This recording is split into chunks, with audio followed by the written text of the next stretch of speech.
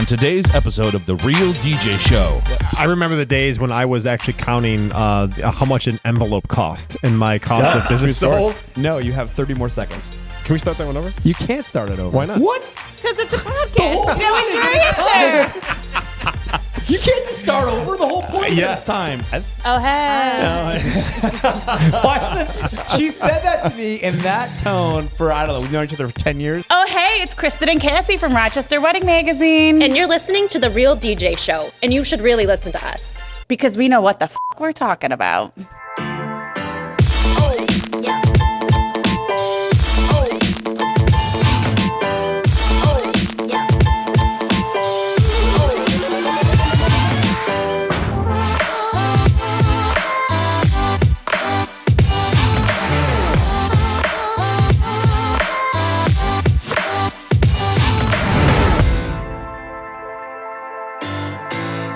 What's up, everybody? Rich Cranston.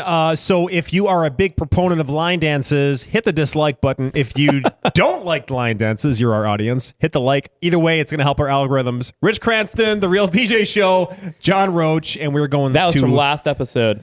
Hey, I'm John. Welcome, everyone, to The Real DJ Show. We are, live. It's being taped, That's okay. but it's live. We're Say going hi south. Who's keeping us live is Mickey in the box. Say hi to Mickey. Hello there.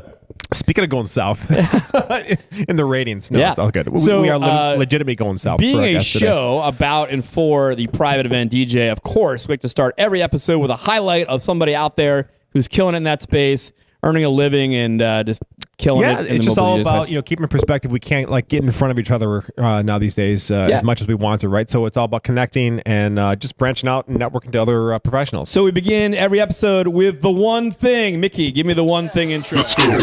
I wake up, flex, thumb down that check, no drip this, tell them run it up, no sleep, no We are super excited today to bring to you for the one thing DJ Alex Updike from Palm Springs. What's up, man?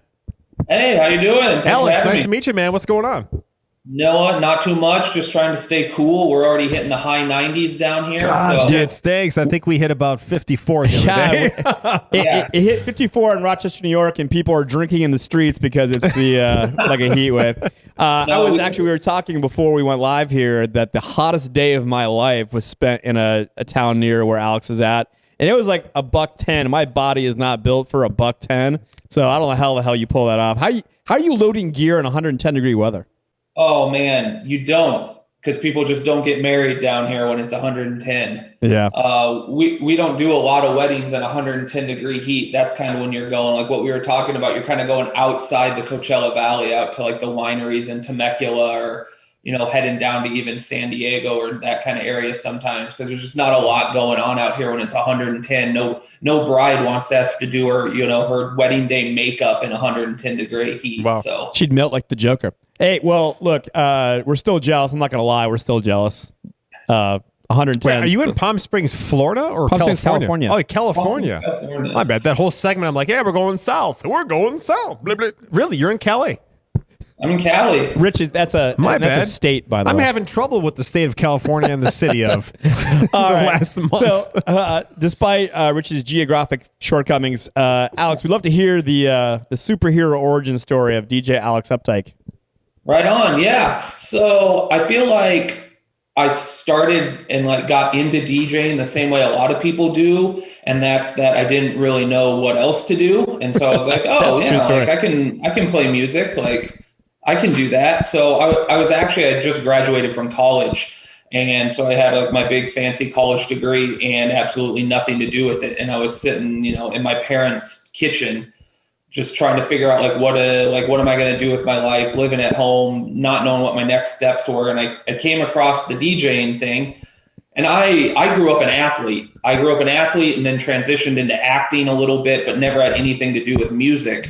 But I saw the DJing thing, and I tell people I thought of two things. Number one, I was like, girls are going to dig this. Girls are going to love DJs. We all hope that, right? It's going to be awesome. Yeah, sure. And two, I was like, I think I can make some money off of this. There's it's a low overhead to get started, but the earning potential is really high. So I had the professional brain and then the 24-year-old brain working at the same time. Yeah. And so the girls liking it thing turned out to be not true at all. Everybody thinks DJs are like corny, douchey, whatever. So that turned out to be completely wrong. But the business side turned out to be completely right. It was, fairly easy to get into. I borrowed a couple pairs of speakers from my church and just started doing events and just kind of grew little by little and bought equipment as I was making money. And It just turned out to be one of those things where you could get into it, like I said, kind of with a low overhead, but the earning potential is definitely there. Well, you got to love it when side hustles turn into a passion like that and to actually something you can make money off of. Well, it's obvious that it's much more than that now, because, everything that we can see from 30,000 feet is that your business is really refined.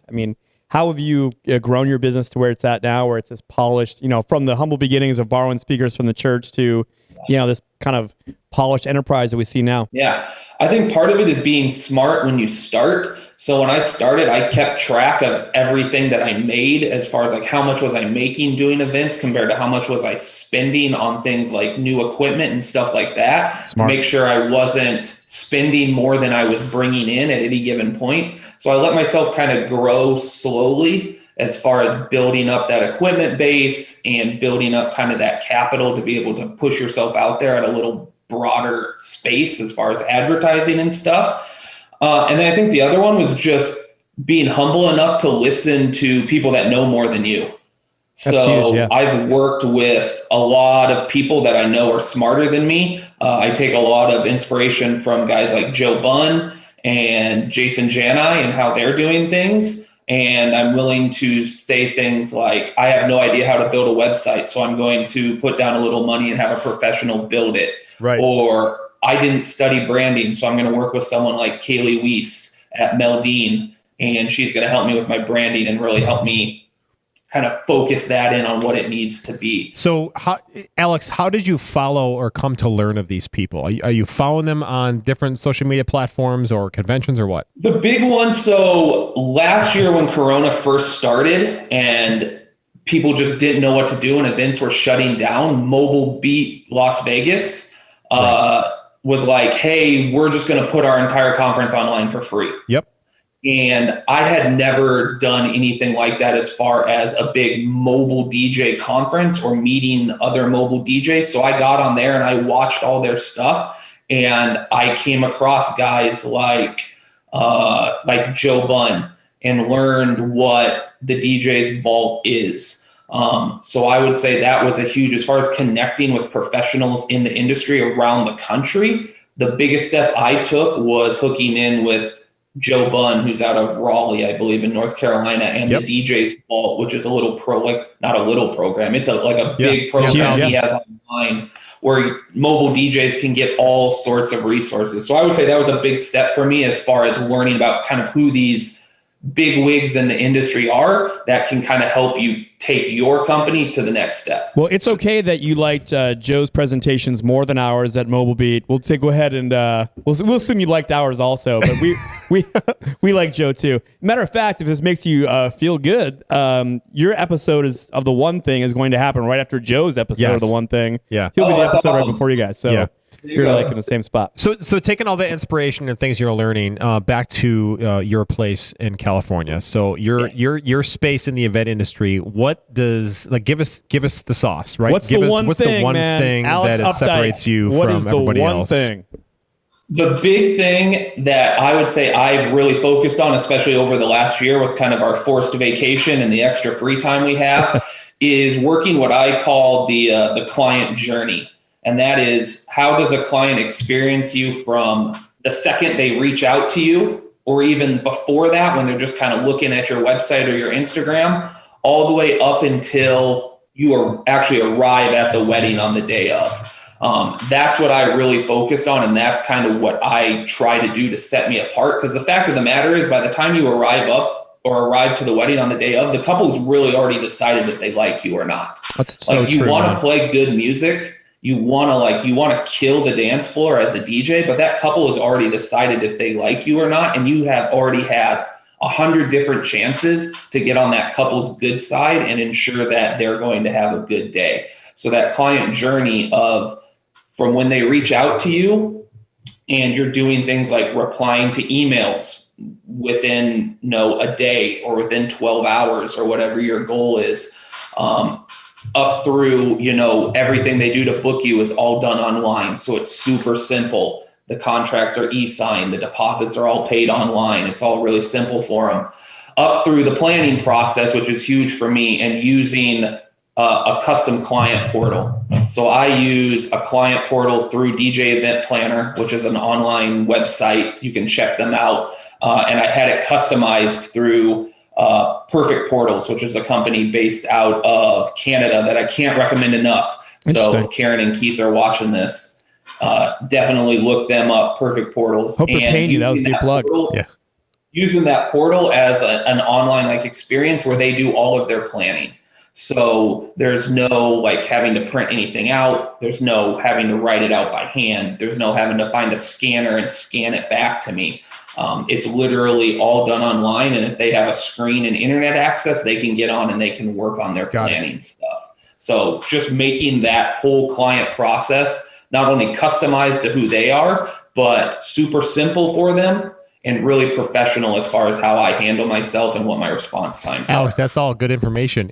So is it you? What's your team looking like? I mean, are you You're looking at it, man. In the bottle washer? You're looking at it. This is the team right here. Love it. So That's great. Well, I'll tell you what, for a single operator, I mean, it is what you've put out there into the public is a really polished product, man. It's really good. And you're an insightful guy. You didn't give yourself enough credit. You said you're not a smart guy. This might be the most insightful one of these we've done so far. For sure. I remember the days when I was actually counting how much an envelope cost and my cost of business sold. And when you're telling that story, I remember checking the little box. Did I send them 4 envelops? Oh, that's 12 cents. Oh. You know what I mean? Actually, we're thinking about having an episode soon, which is going to cover, the biggest topic on, the DJ social spaces, how much should a DJ be charging? Mm-hmm. I think having Alex back for that would be great insight. If you're up for it. The way that you talk about figuring out costs, nobody does that. DJs, they think, how much should we cost? It's like go on Facebook and ask other DJs how much they're charging versus what is this actually costing me to do business? I mean, I think DJs just throw out there, whatever number sounds attractive to the audience, sure. To whatever that obstacle is going to be, so soft for them to book with that DJ. It's the wrong answer. Well, Alex, we really appreciate this. You have some plugs for us. Where can we find you? The big one you can find me on is Instagram. That's the one I keep updated the most. So if you follow me on Instagram, just at DJ Alex Updike, especially if you're a bride, that's really focused to potential clients looking out. But if you're other DJs and you just want some ideas I want to post on Instagram, feel free to jump on there and see what I've got. But that's the big one you can follow me on is Instagram at DJ Alex Updike, and pretty much any other platform is going to be the same handle, but Instagram's the big one. Awesome. It was our pleasure meeting you, man. Yeah, it was really nice to make happy to be a part of it. Thank you. Cool. For sure. We appreciate it, Alex. We'll talk soon. All right, and we're back from our one thing. Oh, I love that. That was fun. Yeah, it was good. So we're very excited to bring back from our really fun intro they did earlier, our friends from Weddings in New York, Kristen and Cassie. What's up, you guys? Oh, hey. She said that to me in that tone for, I don't know, we've known each other for 10 years, maybe? Yeah. It's always been that same. Hey. Yeah, exactly. So cool. A little shoulder shimmy. All right, so this is our core topic, and we're glad to have a fun panel with us to talk about our core topic. And the topic today for you guys is killing a bridal show. Which not a lot of people adapt that concept. No, it's matter of very fact, important. Pay attention, because I don't know how many. And look, this is our DJ. This is the Real DJ Show, right? And I'll tell you, but not just DJs, of people who tell me when they get to a certain level of establishment or a certain level of success, I don't have to do bridal shows anymore. And I get side-eyed, or I get, I don't know, something about the fact when I tell them, look, we will never, ever stop doing bridal shows. Like, why do you have to do bridal shows? You guys are so successful.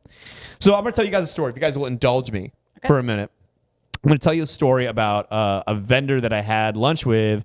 It was right before the pandemic. And this is somebody that, like, you said their name, you would know in our market immediately, right? This is a heavy hitter vendor, very well established. And they wanted to have lunch with me. And of course I say yes when a vendor wants to have lunch, because always be networking. And so I went out for lunch, and their question to me was, look, we're really successful, but I feel like the referral train has just stopped, right? And I don't know why, nothing we're doing differently, and we're working with the same vendors, but I feel like the referral train has just stopped.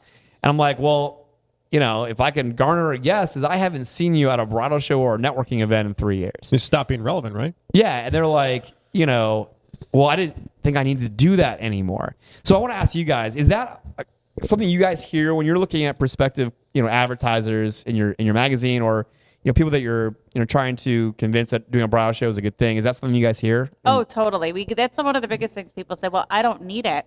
I'm booked for weddings this year, or I'm established. I get everything from my website and referrals, but they don't realize that every year there's fresh couples coming through. Not only that, there's fresh vendors coming through. Totally. There's constantly new people in the wedding industry. So there's always friends to be made and couples to meet too, no matter how established you are. You're missing out on a whole new era of industry friends. Sure. Too. You're never too well known. That's a great point. Dude, Yeah. that should be a quote on a Stockton magazine. Next topic. No, but really, there's really nothing more to say after that. I mean, what would you say to the people that, you know what, I get as plenty of leads as I need. I'm working as much as I want to work. I just don't need to do it. What are you going to do next year when you don't have any leads? That's it. Thank you. You're not doing Thank a you. bridal show. I mean, look, Yeah. obviously it's great if you book a client directly from the show. But I think, and we're going to talk about like the habits of people that are successful at shows and who are not. But you can't, I think we've learned in our career, painfully sometimes, that you can't quantify the success that you had You can't at a do bridal that. show based Nope. on how many, clients you booked. It's more about, It's networking and just getting out there and rubbing elbows with your friends and your vendor partners, right? Because Staying relevant. listen, you do with what you want with your business and your money and however you spend your capital. But the thing is, I think if you're being serious about your profession and your job, that it's almost ingrained in you that you have to do networking events. Yeah. Period. And that All right. includes bridal shows. So let's talk about the show itself and killing it. All right, fast forward the show and getting there and actually being successful. How do you do it? Yeah. So I get in both sides of this coin. So let's start with the bad. So I love sharing stories with you guys when we actually get to go do bridal shows, and hopefully that's again soon. Real soon. My favorite part of them is when you dish on people who suck at doing bridal shows. When they show up, like, can you believe what you just saw? Or, oh my God. You're this wasting your person- money. Right. So talk to me, give me 3 habits of people that easily. suck at bridal shows. So there's a ton of habits, but the 3 main ones are the people that come and sit behind their booth and look unhappy. Yeah. So there's definitely people that know how to operate at a bridal show or know how to sell, and then there's people that don't. You definitely have to have people that that's their strength. Like for me, I definitely wouldn't be able to do that, where Kristen is like happy-go-lucky, she can do everything, and I have like severe resting bitch face. So I know that I wouldn't be like number one guru at the bridal show booth.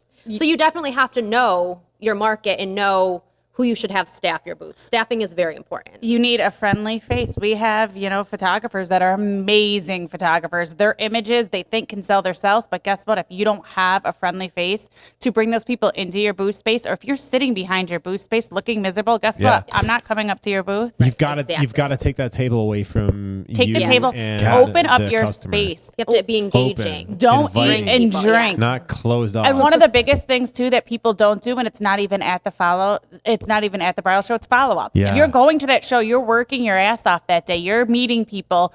You get home and you're like, oh, I'm done, it's over with. No, it's not. That's just the beginning. You have to follow up with not only the couples you met, but also the people that you met at the booth next to you, Right, your or the vendors, photographer yep. down the road, the DJ, that you may not be able to book every wedding. Network with other DJs too, not just the couples. You guys just hit on a piece right there that we've built an entire learning module around, which is if you want to be truly successful in what we do, at being a wedding professional, DJ specifically, you stop chasing clients and you start building partners, right? And you use this bridal show time to make that happen, make people feel good. Like you guys have said, go introduce a client you just met to another vendor that you like.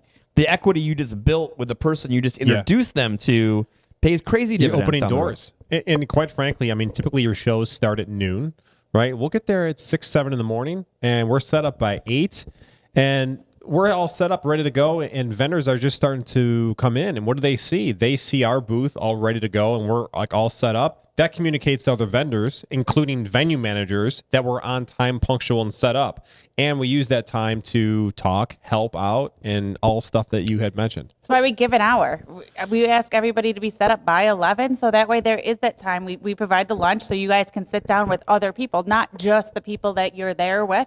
Meet new people. Go up to faces you've never seen before. Introduce yourself. Hey, Cass, if I called you and said, what time can I get set up, and you say 8, what time will one member of our staff be there? You'll be there a little bit before 8. That's right. We'll be there before. Always that. early. Got to be Always first. early. Exactly. Be freaking first. Yeah, it's All good. right. Lots to go on. All right. So we talked about bad habits. But some good habits. Yeah. So tell me about, I'm sure you know in your head that there's people that are taking advantage of everything this show has to offer. And they're always killing it. And because I'm sure you always have people complain like that show sucked. And then you're going to have people say every time that show was awesome. What are the habits or the traits of the vendors that are always killing it? Like they kill every show. What are their 3 traits or habits that they have? So I would say to definitely pre-plan your booth. Don't just go and wing it and bring things that you think might look good together, but to actually set it up prior to that day. I mean, it may sound stupid, but tape out a box for the exact depth and width of the space and utilize the whole thing. Don't just, throw some business cards on a table, because that's not going to sell yourself. And your train setup is your going to differ staff. from venue to venue. Correct. Yes. You shouldn't use absolutely. the same setup for every single venue. Right, because typically booths are a little bit different in size, whether the depth, the width, the height of the ceiling. You definitely want to take advantage if you're in a location that has tall ceilings. Be taller than the booth next to you. Exactly. Train your staff. We actually have companies that will be like, can I go check out the space beforehand, so they get a feel for, what it looks like in there, the vibe that it's feeling too, because you also have, a hotel where it's a little bit more hotelish, banquet roomish. But then you have these amazing these venues that are beautiful and taller. They're going to take advantage of what they have to use at that venue. If it's white, I'm going to bring more up lights, because then I can shine a little bit brighter. I'm going to put that monogram on the wall behind us, like the Exactly. bat signal. And Which, make sure you put it on the wall behind you and not the neighbor across from Of course. you. But it's legal according to the contract, right? Yes, no, absolutely. Using your space above you. Yep, whatever's in your space, you have it. All right. So those are habits of people that kill it. But I want to know the best promo or the booth or idea. What was the best one ever? Do we each get one of these? You both, yeah, you can each have one. So my favorite, it was actually a photographer. So it could fit to everybody. They took advantage of their space and built a miniature office / lounge area for people to come in, sit down, and not feel rushed. They were actually staffed enough that they could have enough staff members for several couples at a time, and actually opened up the area, made it feel very welcome to them. That's a good idea. That's good. Yeah. So I know this incredible DJ company, not naming any names, but they set up an amazing booth. In addition to the amazing setup with uplighting and everything like that, they also do a really cool promotion where they have VIP wedding couples, and they'll go around and do secret promos to people in the crowd that then make them come back to the booth so that they're getting a second round. Love that. That's a pretty good That was a idea. pretty good idea. Damn. Yeah. Huh. This is a good. non-paid advertisement for Encore Events. All right. That's good suggestions. We appreciate that. We're going to keep you guys around for 2 more segments. If that's cool. Absolutely. Up next is everyone's favorite DJ game show. Here we go. Battle of Wits. Yes. It's competitive banter Let's do about it. bullshit. You're going down, It bro. is beats per minute. Going down. Pick it up, pick it up, pick it up, pick it up. You see the drippy, I'm fitted up. Hop in my car and the giddy up. Secure the bag, yeah, I get the box. All right, very good. You saw it. So this is the episode of BPM. This is a little intellectual banter between John and I. I'm hoping it's intellectual. Of course it is. You wrote the questions. Everyone knows that. So Who knows? You know the rules. So basically, there's going to be a question that Mickey pulls out of the hat, and then he'll read that question, and then John and I have 60 seconds to state our position. We have a very, very experienced intellectual panel. Talented panel to do some rebuttals, and they're going to, if we make a good point, they're going to show us their vote. And we're going to tally up post-production to see who wins that argument. And our panel today is awesome. Our panel today is the team from Weddings in New York. It's Kristen, it's Cassie, and hijacking is their boss, Theo. Theo's gonna be a guest on our next podcast we're doing, but he's here early, so he's hijacking. It's good to have him. Yeah. All right, and it's not a hat. It's a golden wheel of death. All right, producer Mickey, spin the golden wheel of death and pull out our first topic for debate. Participating in bridal shows is the most important marketing a special event DJ can do. Agree or disagree? Well, I better say I agree. All right, I'm going to say it's very important. They're going to hit you with a plant, bro. Go ahead. Look, okay, so as part of an overall marketing plan, the number one most important thing to me is being on the preferred vendor list for a venue. Sorry, guys, but that is number one for me. It's my lifeblood. But bridal shows is right up there. But you can't look at a bridal show as an opportunity to fill your calendar with clients. It's a captive marketing opportunity to network with other vendors who are going to refer you. So you're going to show up early, you're going to get your booth set up, and then you're going to go out there and you're going to network. And then when you meet couples during the show that you like, you're going to go introduce them to other vendors. So it's up there. It's really important. I would say, if you're asking me to agree or disagree, it's the most important. It's close, but it's definitely important. But you're at a bridal show, and I agree with you on the whole vendor concept of being a venue at the top of the food chain.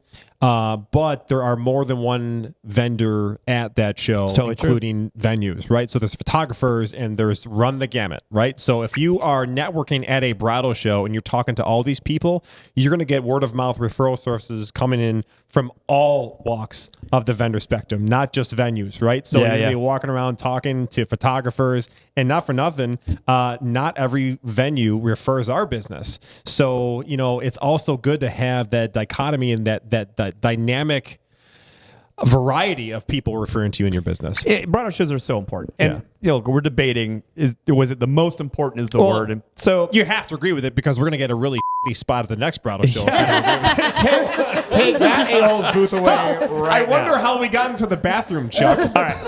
Next question. I think that was a good answer, though. Yeah, it was really good. You guys want to add to that? Yeah, I want to add to that. Go for it. Add to that. I think you both had really good points. But I'm going to go with Rich on this one for a second, just because I'm on the bridal show. No way. Just because I'm on the bridal show end. You are 100% correct with venues are going to be the number one thing for you. But Get the hell out of here.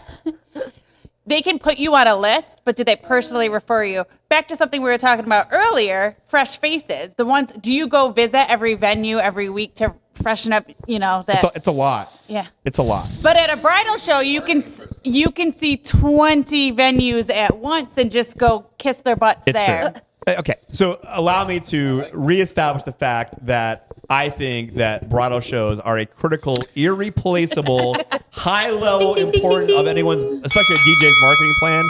If you say that you don't have to do bridal shows, you're wrong. Right. It just, for me, the personal marketing plan I have with visiting venues is number one for me, and bridal shows is one. And to support your point, though, John, not every venue does bridal shows. No. So if you're just cross-sectioning that segment out, there's a lot of venues that aren't at your shows. They should be, but they're not. So I give John a lot, too, though, because you know how many people don't go to venues and visit, and that's terrible. They should be your best friend. Yes. It literally, if someone tells me I am starting a DJ company, what do I do for marketing? I get your ass in a car and start driving to venues and asking, what can you do to get on the referral and list? once you're there, congratulations. Don't piss them off. Do everything you can. Whether you're coming in or you're doing your show, you're leaving, don't piss the venue off. I mean, there's we'll do another show. That was 2 episodes ago. Yeah. That was a premiere episode we talked about. All right, Nikki, spin the wheel of death. Oh, all right, here we go. All right. What was the best decade of music for wedding music? Now, what's Interpret the as best you decade will. right now? The question says, what's the best decade of music for wedding music? Oh boy, that is a really good question. I gotta love 2000s. There's just so much to draw. Oh, we're getting some shakes there. Yep. Yeah. I don't like that answer. I don't know. I had to think about that one longer. You can't. Can you we have start a minute. that over? No, you have 30 more seconds. Can we start that one over? You can't start it over. Why not? What? Because it's a podcast. That was your answer. You can't just start over. The whole point is yeah. it's timed. All right. Yeah, I don't know. I want to know what your favorite song from the 2000s was. Well, I mean, I think 90s are a little bit too limiting. 60s and 70s and 80s, not really people enjoy it from that. And current is just too current. So, I mean, it just leaves the 2000s. All right, allow me to go ahead. You just get your plants ready because the only correct answer that's possible is the 90s. It's the only answer that's correct. Hip-hop party music from the mid to late 90s is irreplaceable. You can't even, if you said I can't play a mid to late 90s hip-hop or party song at a wedding, just go home.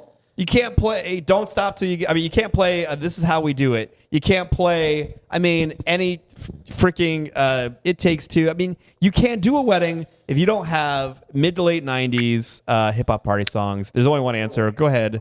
Raise your pot. No, I'm with him on there. It's the best dance music around, and everyone It knows is. the words and wants to Listen, jump in and dance. One of Kristen's #1 channel on Pandora is Hip Hop Radio Barbecue, and we listened to it Definitely. like all day yesterday. Dude, all of that is correct. However, older guests, they don't care about 90s music. But they don't dance. Do they dance? Hold on a second. Let me finish my point. You made yours. So with 2000s is more recognizable. So the question being, what's most... read the question again.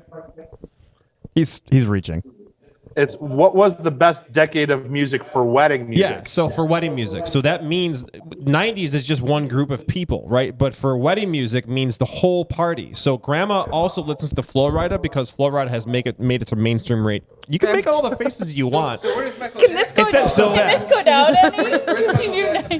That's probably 80s or 70s. So Look, those are all great. Universal, in my opinion, it's 2000s because it reaches more age groups. I think John is on it. I think more age groups, the 2000s. Grandma knows probably more of the 90s music than the 2000s. Grandma's not gonna appreciate Montel Jordan as much as she doesn't appreciate. Grandma now is in her 30s in the Boots 90s. with the fur. Well, it's Grandma funny because now we're is all 30. different generations here too, so it's kind of interesting to hear everybody's opinion on it. Because, like, Cass, what would you'd probably say? I have no idea. I don't dance. I think that song was from the 90s also. Phil Collins, I Can't Dance. All right. We know who's right. You guys are 1-1. You know what? You should run that out and tell me how it works for you. Guys, in the comments The below. first go ahead wedding and we tell me do who's is in right. April. We're there together. Let's run an experiment. Okay, Let's you count do the 90s songs versus the 2000s. Yeah, songs. I see like what that happens. idea. I like it. All right, Mickey, last question of BPM. Oh, all right. Now be honest. When you see another DJ perform, you judge them by their controller or media type. Probably a little bit. And there's no way around that you're going to judge your preconception of this DJ going to be good by what his setup looked like before he started playing, right? If I walk up and I see an up-to-date controller, I say, okay, at least this person cares enough about their technology, they could be good. Now, is it guaranteed they're going to be a good DJ if they've got an expensive controller? No, it's not a perfect science. But if I go to a wedding, my wife has brought me to, there's not many anymore because she does not trust me to not be a douchebag about some DJ if I get brought to a wedding. But if I go to somebody else's wedding, on the rare occasion that happens, my wife lets me go, and I see they've got CD controllers, I'm like, brace yourself for a long night, everybody, because who knows what you're going to get. So yeah, I think there is, without a doubt, there has to be some judgment if I see a DJ's gear. I'm going to make some preconceived notion if they're any good. Yeah, absolutely. I mean, they're not going to buy an advanced set of gear if they're not going to know the technology along with that. Obviously, it's more expensive. You need more education behind it. And if you're not serious about your craft or know what the hell you're doing, you're not going to buy that piece of equipment. However, I'll use you as an example. You went from one controller to a lot more simpler, lighter controller, and you're a fantastic DJ. Thank you. If I walked behind your deck and I saw that, I would have been like, that's a little new. You know, like newer person starting out, it's very simplistic, but you're a great DJ. So Thank you. Yeah. It's because old and new controllers are heavy. Yeah. Well, it's ease of your point in your career. Well, I think it's my point of it's not a perfect science. Like I use a more simple controller because I want to walk out at midnight with a light thing in my hand instead of dragging something on wheels or something. And having a simple controller like that allows you to play more songs from the 2000s too, which equate to a more successful dance floor. Speakers. You didn't talk about speakers. No, we didn't. But panel, what do you think? Do you have an opinion about? I really don't know much what Derek. you're talking about. Oh, let's talk Smiling, about that, nodding, though. and shaking our No, plants. So it doesn't really matter what type of gear they use. What does it matter for you? Well, like I like what you said though about John can have a simpler. It's all about education and the person that's actually DJing. It's judging a book by its cover. You Yeah. can't really judge it by. It's true. I mean, look, obviously, you figure out if they're any good or not when they start playing. But the question asked me, will I judge a DJ before they've played? Will I, by the gear that I see sitting there? And of course, yeah. I mean, Everybody does. It's Yeah. a judgmental world. Yeah. It is a judgmental Size of something. world. All right. So, hey, Mickey in post-production is going to tabulate the plant races to see who won. And at some point, we'll figure out what the tally of that is. But thank you for hanging out for another episode of Beats Per Minute. Awesome. All right. So we're going to keep our guest for one more segment each time. This might be my favorite thing, especially. I do love setup wars. Yeah, I love setup wars. Yeah. Especially with the crew we have, and they do bridal shows. They promote They've shows. seen a lot of They've setups seen a lot of setups in their day. Of All course. right. Yeah. So, All right, so yeah, the explain to real, them what's going on. The Real DJ Show is proud to present Setup Wars.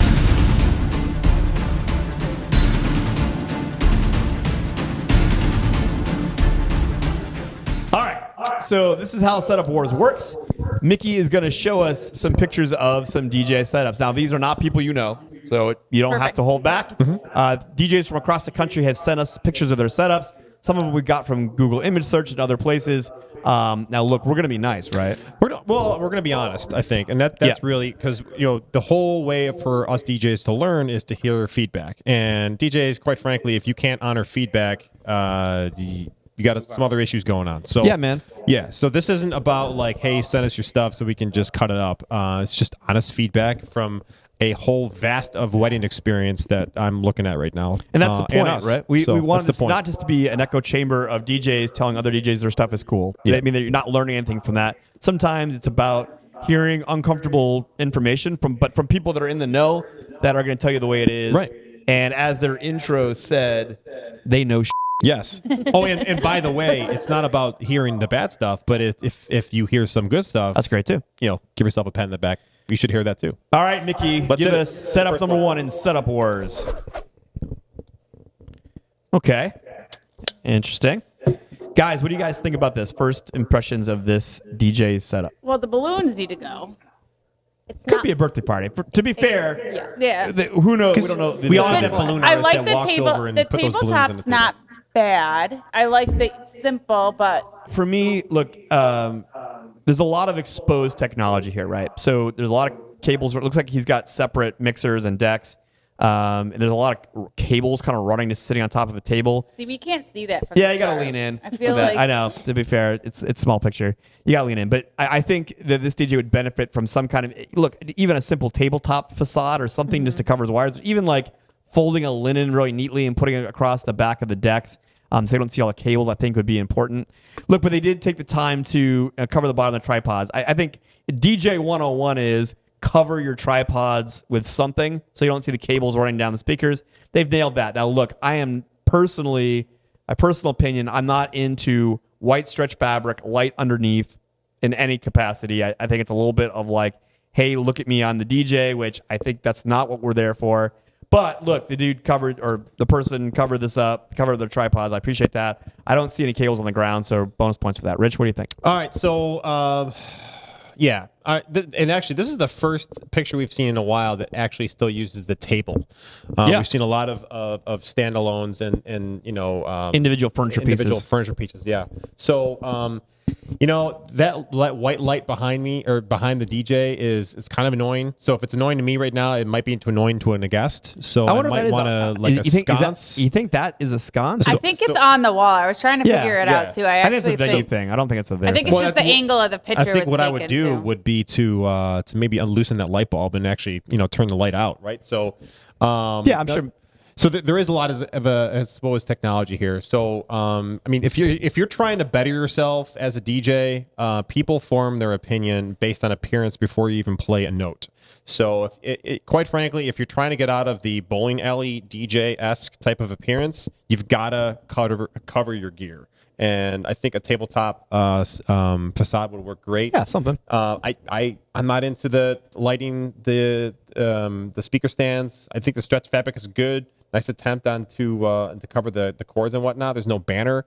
I think the elevated laptop stand is pretty crisp. I think you just need to cover up the exposed tech. The last thing, speakers are a little uneven. I would get rid of the balloons, regardless of who put it there, even the client. But there's exposed stuff in the back, so like a backpack, change of clothes, whatever that is. Just just get it out of sight, out of mind. So, all right, guys. On a scale of 0 being the worst and 10 being the best, and you can have decimal points, give me a rating on this. 4.5. I was going to say a 5. I say 6. Wow, Theo gives it a 6. I also don't like that it's white and black. Like, you got to choose a color scheme and stick with it. So I appreciate, like you said, they covered the tripods and they covered the cords and things like that, but then they're also accentuating the speakers like, hey, look, we have giant, gaudy speakers. Please direct your eye directly to them, which is... Yeah, I think anything directs it. So I'm with you. I think this... Look, the person's tried to cover things up. And, hey, look, I see plenty of DJs out there that put nothing on their tripods. This is a 4.5. They've tried. 4 for me. All right, Nikki. Set up number 2, please. A lot going on. All right, guys. Initial impressions of this. Way too busy. Looks like a small city. Yeah.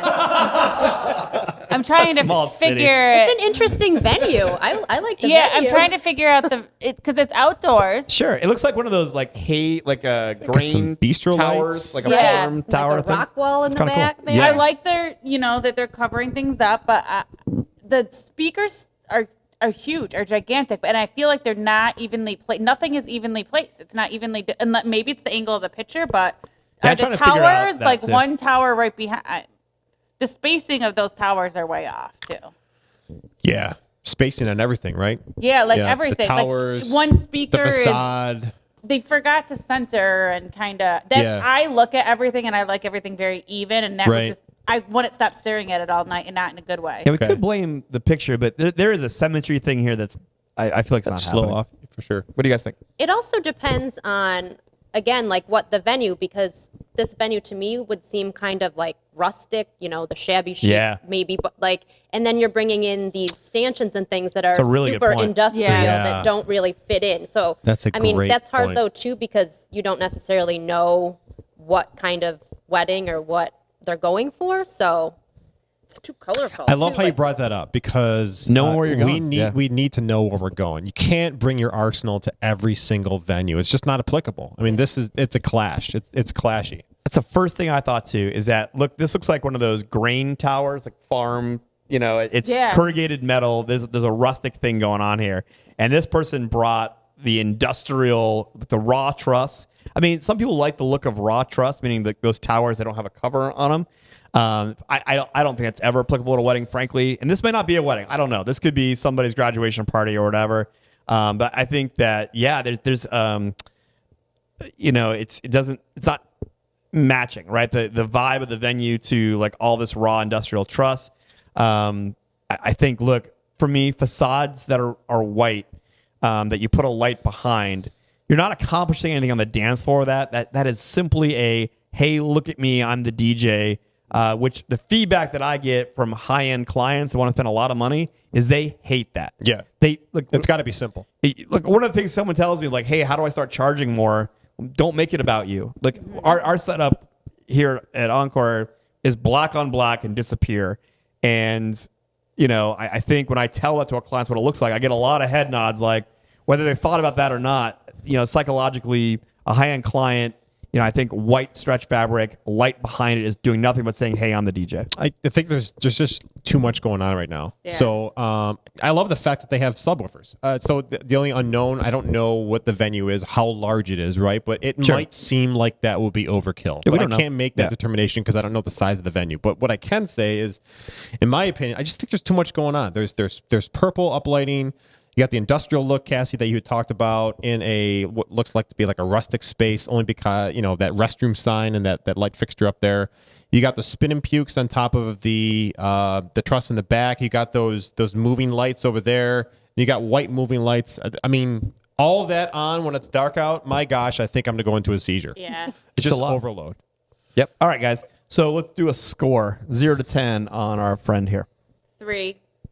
Wow, so you like this less than the last one? I like it less than the last one. It's just not mine. I I don't know. That's hard. It's the unevenness. I just can't. I can't Yeah, you get like over it. symmetrical, I like yeah. very symmetrical. I'd say 4. Okay. I'll go with my cohorts then. I'll say 4. So we have 3 4s. Actually, frankly, I like this a little better than the last one. There's things about it that personally I don't like. I'm going to give it a 5.5 because they've made an investment in their trade and they have good gear. I can tell it's good gear. There's some style things that I would challenge. But yeah, so what did I say? 5.5? That's what I said the last one. Yeah, you said 4.5. 4.5. This is a 5. This is a 5.5. 5.5. All right. So I like this. I'm gonna give them credit based on that. This is a good idea for the truss towers and stuff. And subwoofers, pretty. I don't know what brand. Doesn't matter really. Pretty solid speakers. But I'll do 4.5. Yeah, for sure. All right, I'm bumping up. I'm bumping up over here. They did make a big investment. They did. And they definitely, There's some stylistic choices. I mean, you could take that same gear and tweak a few minor things. Yeah. And I think it could look amazing. It would look good in like if you're going to, Like a disco loft. or like Yes. Loft space. I do want to make an observation. I know we're going long. That stool better not be for the DJ, or my you God. better have You're a fired. medical note from a doctor Yeah. saying that you need that stool. All right, Nikki, last one. I like that. I did too. See, it fades away. I like that. Yeah, when it's dark in that room, you're going to see the room, not the DJ. Right. Yeah. All right, guys, initial impressions of this. I like it. I think this is. I gotta get back on it. So as to the last one that we were just referencing, the uplighting of the venue as opposed to the DJ equipment is definitely a positive. You want to feature Absolutely. the space, not yourself. Everything's symmetrical. It's black. It's very clean. I'm all about clean looks. You want to showcase the venue, not yourself, and you also don't want to be this. Yes, you're the spotlight of the dance floor, but you're not the spotlight of the wedding. That's Totally the bride true. and groom, of course. So I actually like this one. I like the simple color lights too. Good stuff. Theo. It's a lot of gear, but it doesn't stick out. Yeah. It's a nice dark blend. You know what's great about this is when it's dark in this room, that DJ is going to disappear, which is you're what not you gonna want to see, yep. accomplish. In my mind, this is totally clean. You know what's so funny is the gear that this DJ is using is not totally dissimilar to what the last DJ did. So sometimes it's not necessarily about the gear; it's about the application, Right. like how you use it. I like they cover the towers. They Well, blend. those are Right. speakers too. Are those speakers? Those too? are speakers. Yeah, I mean, so You got 2 highs on top of a sub. it's Yep. it's really clean. It's again tops, a excuse me. person after my own heart. That it's not about the DJ. They use blackout stuff instead of white and uplight. And like Cassie said, the title of her book that someday I'll be her book agent on is "Light the Venue, Not Your Stuff." Yeah. Yep. I love how it's all crisp and clean, and the corners are laid out. I mean, the cables are taped, backlit the real estate behind you. That's super important. I love the facade, very clean. Just a couple of safety things. I don't know from the picture. Those are 2 highs on top of a sub. Are they secured? Get some guests. A little worried about those juniors on the floors. Oh, I just missed those. Get those things off the floor. Lose points for that. I just caution about so much lighting. I don't know that we need all of that lighting. You Is have that 6 moving heads, like 2 little ones and 4 big 1, ones? 2, 3, 4. I see 4. But Okay. you got some uplights, you got some moving globes, and you got those juniors, which are going to go all around. You're going to start getting that bowling alley, At least man. it's not a tree, though. At least it's not a lighting It is. tree. Yeah. I don't know if we need all that. So I'm with use darken out the juniors when you're using the globes and vice versa. But that was good. All right, guys, Best give one so give far. everything a score. 8.5. Whoa, here we We'll go. with a 7.5. There it is. This is definitely the best one we've seen so Agreed. far. This is a very Agreed. solid 8. Would have been an 8.5 for me if there weren't light fixtures on the floor. This is a solid 8. Really good job. Yeah, 7.5 for me. Good All stuff. right, that was Setup Wars. In the books with Thank an you, awesome guys. panel. Weddings in Ladies New York, and we gents. appreciate you. Thanks for hanging out with us. We love Thank you you. guys. See you guys Absolutely. And by the way, how do people find you? Yep. If you just promo. go to weddinginnewyork.com, and New York is spelt out. Awesome. That's it. Very good. Well, we'll see We're you going to keep soon. your boss for a different show. Yeah. Thanks, You can guys. have them. All right, that's it for us. Another episode of The Real DJ Show is in the books. We want you along every time, so make sure you like this video, subscribe to our channel, and ring the little bell so you get notifications of all of our new content. We know you're DJs and have a lot to say, so jump in the comment section to join the debate. If you have content suggestions or you want your DJ company featured on The One Thing, email us at TheRealDJShow at rochesterdj.com. Lastly, if you're sick enough that you want to take the audio of this with you wherever you go, you can find the audio everywhere quality podcasts are found. All right, that's it for us. Show's over, bitches.